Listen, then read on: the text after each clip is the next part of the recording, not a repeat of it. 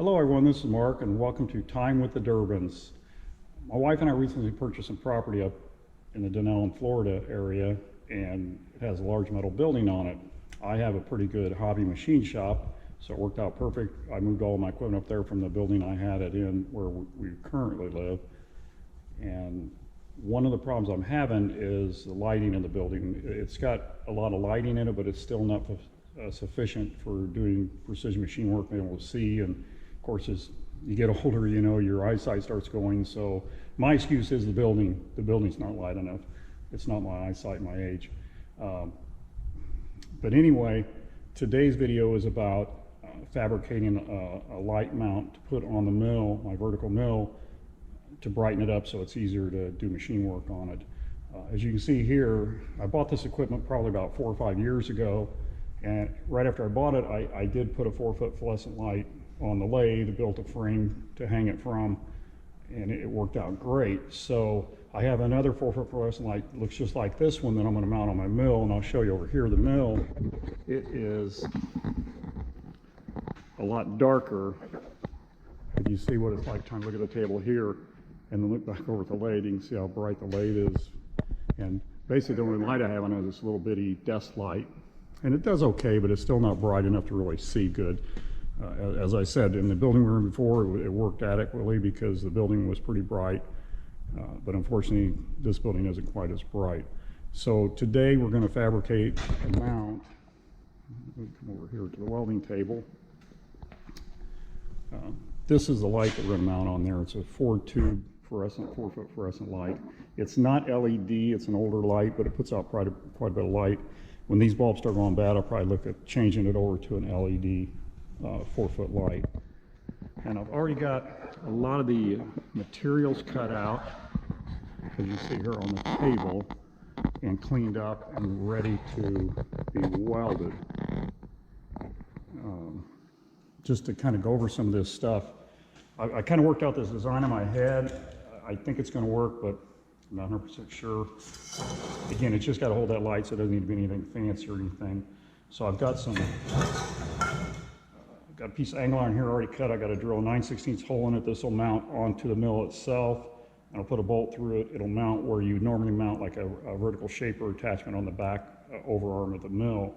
And then I'll tighten the bolt down with elastic stop nuts so it'll be tight, but I can still be able to move it so I can kind of spin and pivot that light back and forth on the mill where I need it. And I'm going to have a couple of vertical tubes come up at a little bit of a V to spread them out at the top, and then I'll have these two arms come out so they'll reach out and be centered over the table and over the head of the machine.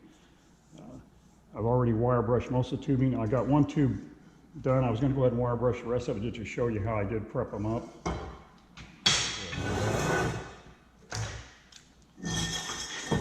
What I do, because these are long tubes, and it's easy just to put them on, put one on the table like this to kind of keep it from spinning on you. And then when you set it down like this, clamp it down. I'm going to take this power wire brush, and because it's spinning this way, it's going to want to push it this way, so it's going to push it that way, and it'll keep it from spinning away from you. You don't have to put a bunch of clamps on to try to reach it. So I just take this power wire brush,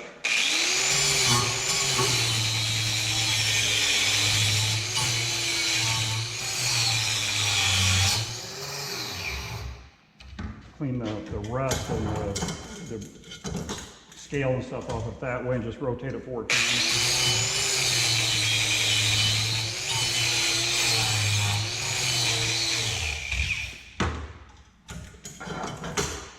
Goes pretty quick.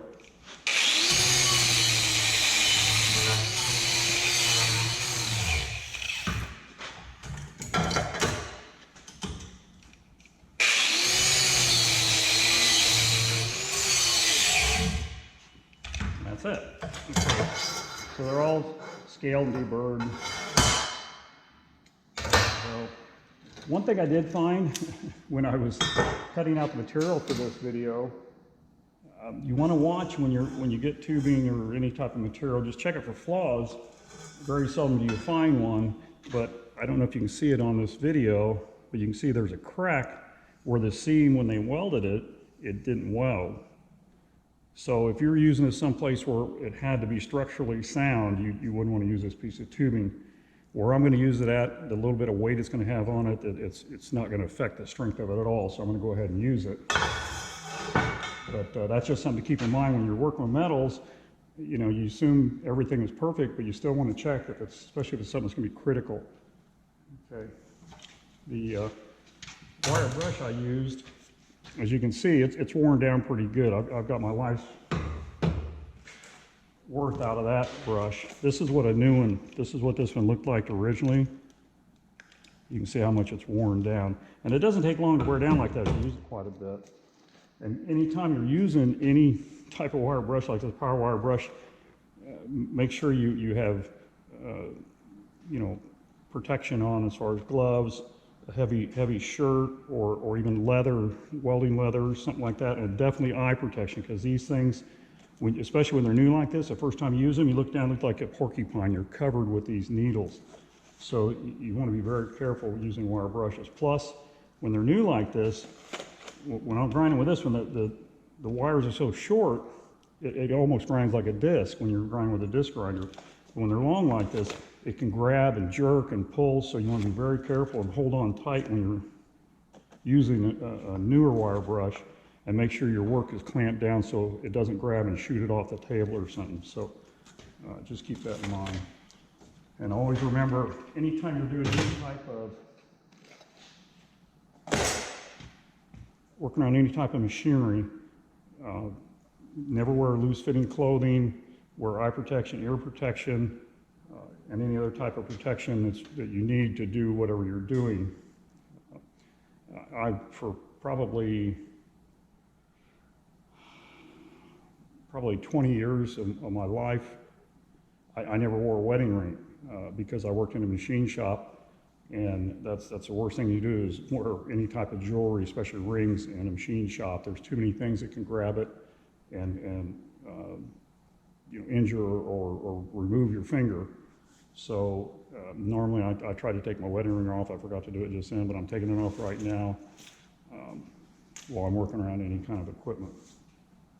I don't know anybody personally that's lost a finger in doing machine work, but my cousin, he was a farmer, and he jumped down off a hay wagon one day, and his ring caught on the stake on the hay wagon, and it basically just skinned his finger. The only thing left sticking up was a bone, so it definitely can happen. Just keep that in mind. So to start with, what we're going to do is I'm going to lay my holes out that I have to drill. The first hole, like I said, is going to be a 9/16 hole here for a 1/2-inch bolt. That gives me a little bit of play. Again, this isn't that critical. If it was, I'd be putting in the mill. I'd be either laying it out accurately with a combination square and a scribe, center punching it, and then center drilling it, and so forth. It doesn't matter where this hole is. So I'm just going to lay it out with just a scale and a gray pencil. Gray pencils work really good on dark surfaces like this. You can see the line really easy. I like the blue Sharpies. They work really nice on any type of surface, you know, whether it's shiny or dull. You can still see it most times. But I'm just gonna come in here and lay this out. This angle I cut 4 inches long, so I'm gonna go right in the center 2 inches and maybe back. I don't want to be where my bolt will hit there, so I'm gonna come back. That's about not quite 1 3/4 inches. So I'm going to come back about 7/8 of an inch there. So that's where I'm going to put my hole in that. Now my other two pieces that have to have holes in them are these longer pieces, because those are the ones going to be sticking out. And I'm going to put holes in to put 1/4-inch bolts in to hold the light onto it. And again, there's nothing critical about these. So basically, the top of the light is 4 inches wide. So I'm going to come in here 2 inches. And I want to drill through that weld seam. Sometimes they're a little tough. So I'm going to come this way, 2 inches and 2 inches. And then this is 1 1/4 inch tubing. So 1/2 inch and 1/4 is 5/8. So I'm going to come in here roughly 5/8. And again, if I'm off 1/8 inch, it's really not going to matter. And then the same way here, I'll come in 5/8 of an inch and just mark it. Now, if I was going to drill these in a drill press, I'd go ahead and center punch those, but since I'm going to do it in my vertical mill, held in a vise, you got a controlled, clamped in setup, so you don't have to worry about this thing moving around or anything. And again, if it does walk a little bit, it's not going to hurt anything. So let's go over to the mill and we'll put the holes in.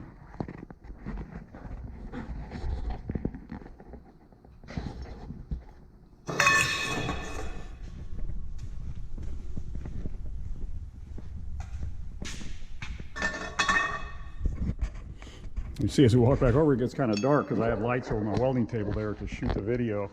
You back over here, they're not lighting up this part of the shop. So the first thing I'm going to do is drop a couple of thin parallels. They're 1/8-inch thick parallels, and they come in sets like this. This set goes from 1/2 inch all the way to 1 5/8, which gives you a pretty good variety of different settings, so that you can work on several different thicknesses of material and setups. Okay. And again, since this is nothing critical, normally if this is something critical, you take a rubber hammer or a brass hammer or something and tap this down so it's tight against, tight against the parallels and sitting perfectly flat. On this setup, it doesn't matter. So this is just a real quick setup.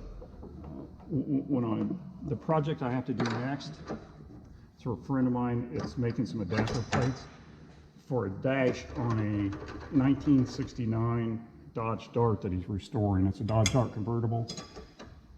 Really gonna be a nice car when he gets done with it, but he's putting aftermarket gauges in it and AC control and an aftermarket radio in it. So all three items have to have adapter plates machined for them to match the dash. So that'll be the next project I do.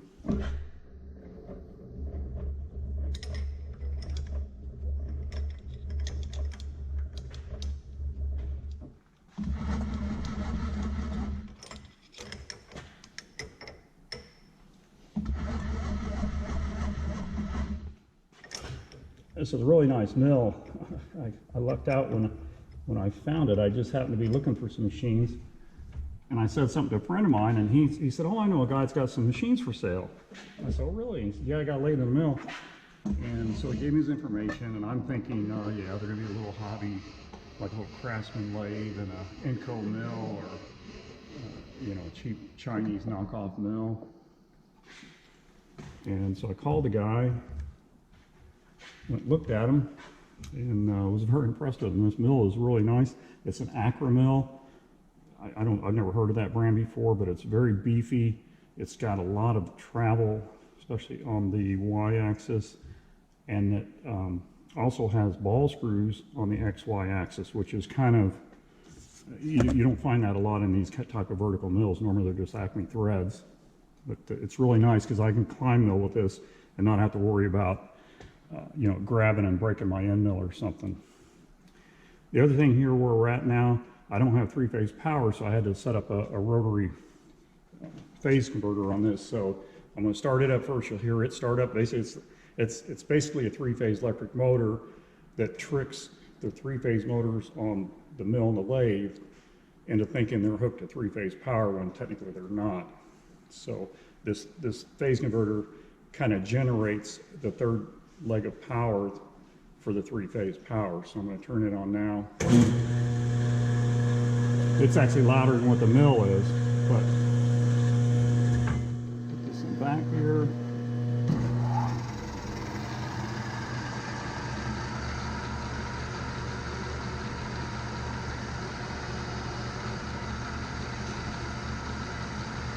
And I have this mixture of semi-synthetic coolant and water, kind of keep from overheating the drill.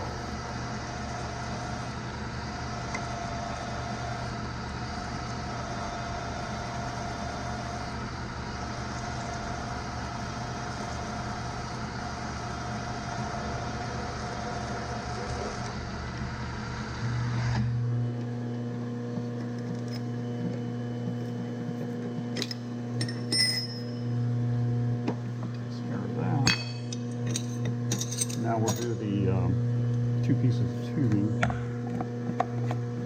And I could set them in there flat if I was just milling a slot in or something, but since I don't want to drill into my vise, I'll put it parallels just to kind of set them up off the bottom of the vise a little bit. And again, it's not super critical.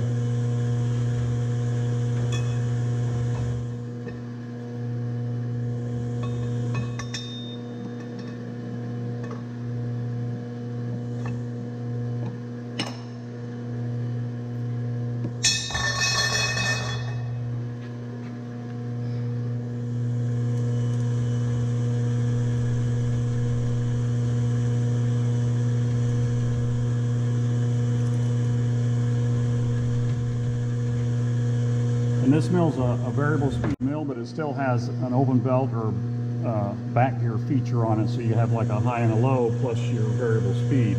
So I had it in back gear on the setting for the bigger drill, and this one I'll put in open belt because it, you know, the smaller the drill, the faster you can run it, the better it is. These drill bits they're called high-speed steel. And a lot of the old tooling for lathes and things were made out of high-speed steel. Most end mills are made out of high-speed steel or carbide. But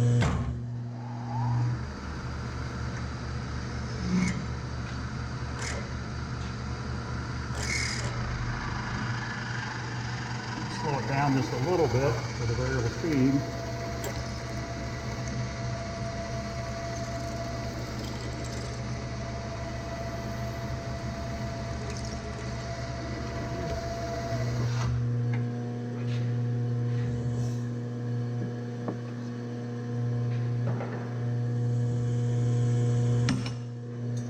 I don't know how well my mark is showing up in the camera, but I'm just eyeballing it off of my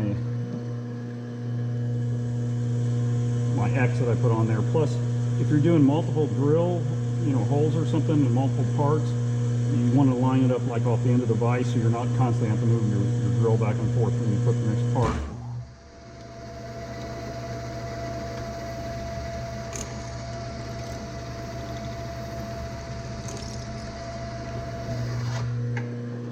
And if it is a critical part, you would have a positive stop there that's actually a solid stop you butted against, so you knew they were exactly the same every time. This, it's not critical at all, so I'm just kind of hitting it there.